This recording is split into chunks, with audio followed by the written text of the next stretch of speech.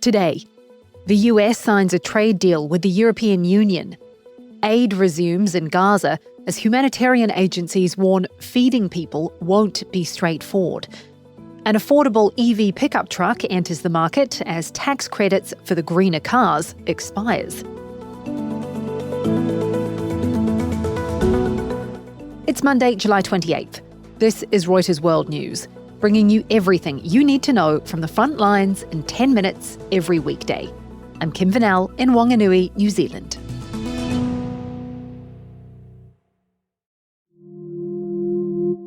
US President Donald Trump has announced a trade deal with the European Union. I think you were saying this is probably the biggest deal ever reached in any capacity, trade or beyond trade. It is. It's a giant deal with lots of countries. Speaking alongside EU Commission President Ursula von der Leyen, the pair agreed a framework deal with a baseline tariff rate of 15%. 15% is not to be underestimated, but it is the best we could get. That will still be seen by many in Europe as too high, compared with Europe's initial hopes to secure a zero-for-zero tariff deal. The EU will also invest some $600 million in the US and make some big purchases of US energy and military equipment. It averts a spiralling row between the two allies, who account for almost a third of the entire world's trade. Philip Bleckensopp is covering the story. I think from a European point of view, it's a deal they can accept. I'm not sure it's a deal that people are rejoicing in. Clearly, we've seen the reaction from Merz, who has broadly welcomed the deal. They have a very significant auto sector, which is obviously going to be heavily affected and benefit perhaps from having a 15% tariff. But then you've also heard from the French, who've said this is an unbalanced deal. And in terms of tariffs on one side versus tariffs on the other, it is asymmetric.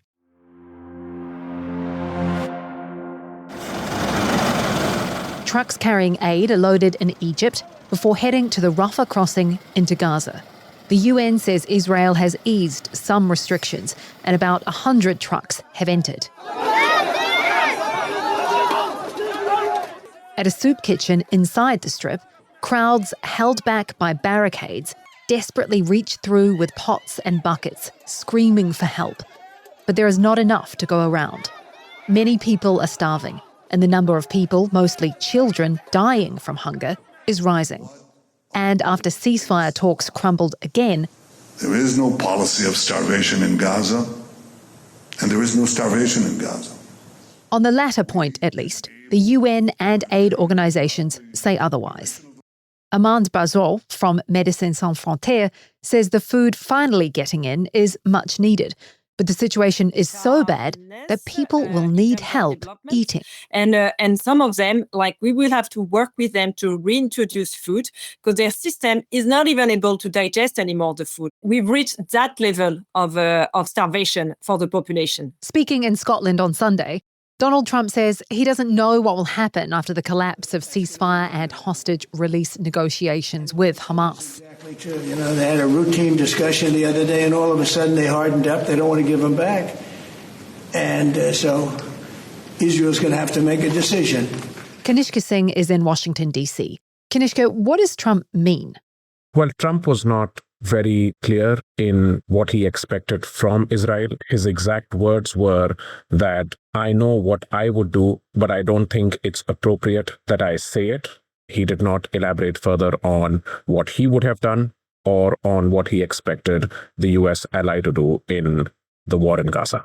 Netanyahu had said earlier that there would be consideration of alternatives in Gaza without really elaborating much detail as the humanitarian crisis has unfolded amid Israel's military assault.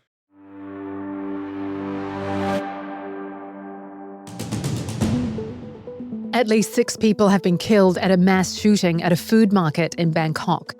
The incident happened at Aw Tor Khor Market, a popular spot for tourists in the Thai capital. 5 security guards were killed, and the gunman took his own life, according to police. No tourists were killed or injured in the incident. And staying in Thailand, thousands of Cambodians in Thailand assemble at border checkpoints trying to get home. They're fleeing armed clashes that have escalated into the worst fighting between the two Southeast Asian neighbours in more than a decade. Thai and Cambodian leaders are holding talks in Malaysia to try and reach ceasefire. More than 30 people have been killed in the fighting, most of them civilians.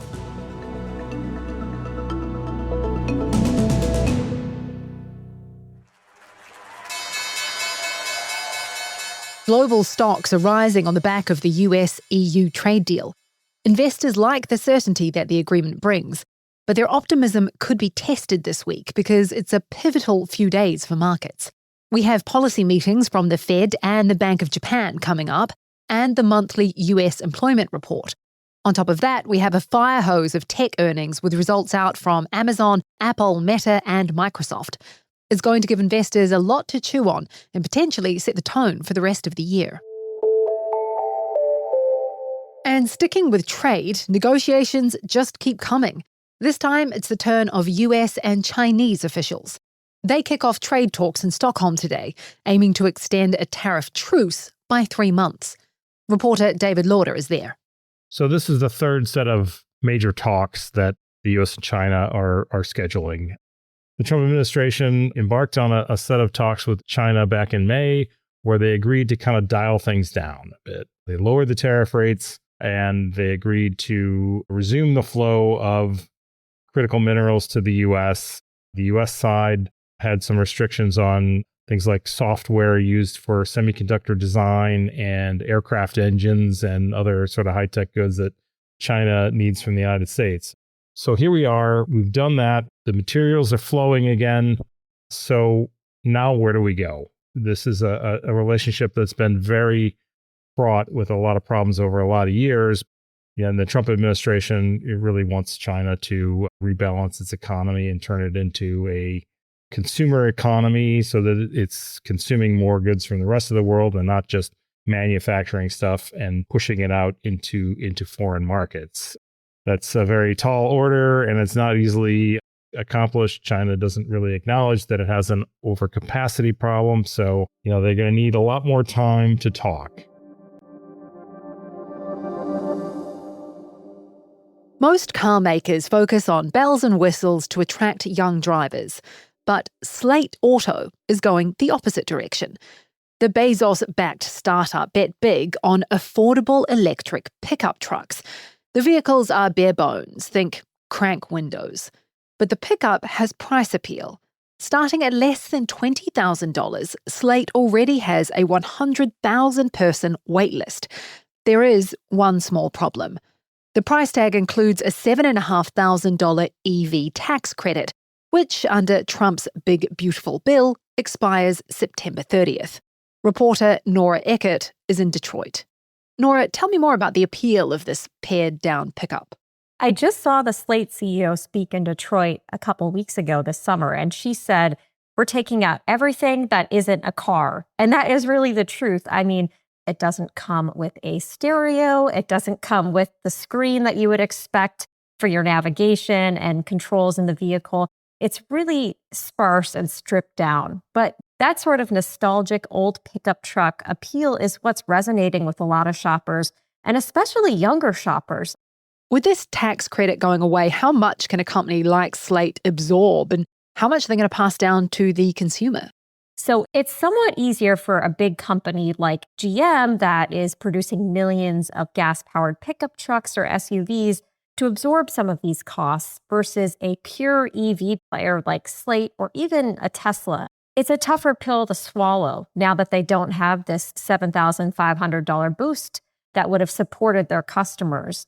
And for the shoppers interested in a Slate, a lot of them are going for the vehicle because of this price point. I mean, these are people that are really looking at their budget and saying, hey, mid-20s is actually not going to be doable for me. I could only really stomach that sub $20,000 price point. So, it could eat into the 100,000 plus reservations that Slate has for its trucks.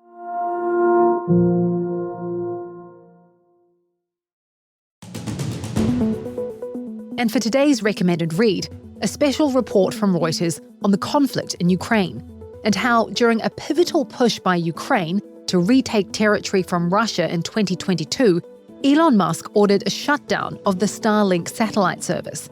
leaving Ukrainian troops with a communications blackout that disrupted their counteroffensive. You can read the full story on Reuters.com or the Reuters app. For more on any of the stories from today, check out Reuters.com or the Reuters app. Don't forget to follow us on your favourite podcast player, and we'll be back tomorrow with our daily headline show.